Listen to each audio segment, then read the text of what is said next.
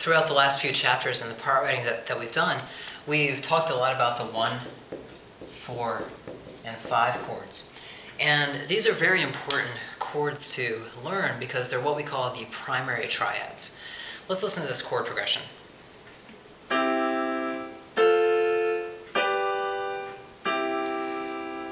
A very familiar chord progression that you've probably heard hundreds of times, and it's actually from these 3 chords that a lot of music that we hear is derived from.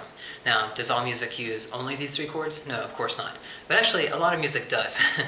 And it's quite surprising to see how it's used throughout history, and that's something we'll actually be talking about in class. For right now, I just want you to know that these are the primary triads, and with them, we have talked about the authentic cadence from 5 to 1.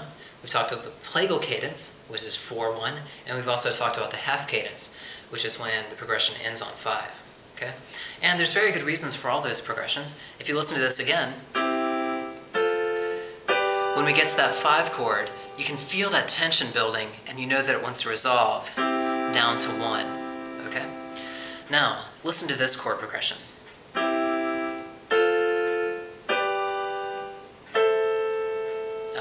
Caught you off guard, right?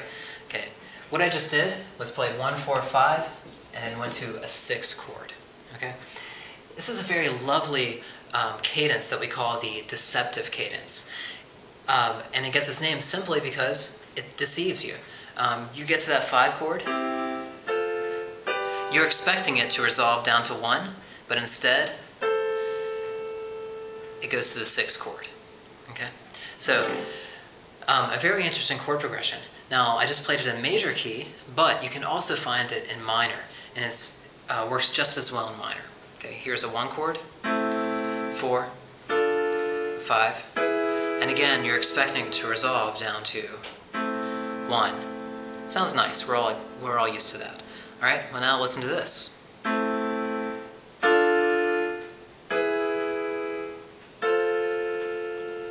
Again, sort of tricks you. You get to that 5 chord, you're expecting the resolution to 1, but then it goes to the 6 chord. And that's why we call it a deceptive cadence. Okay. Now, if you notice, 5 to 6 is root movement by second. So, when you have this cadence, remember the rule, the upper 3 voices must move in contrary motion to the bass. So, if the bass is moving up, the upper 3 voices must move down. If the bass is moving down, the upper 3 voices must move up. Okay? So as long as they're moving in contrary motion, you're going to avoid those parallel fifths and octaves. All right, do some practice with this, and then I'll see you in the next lesson.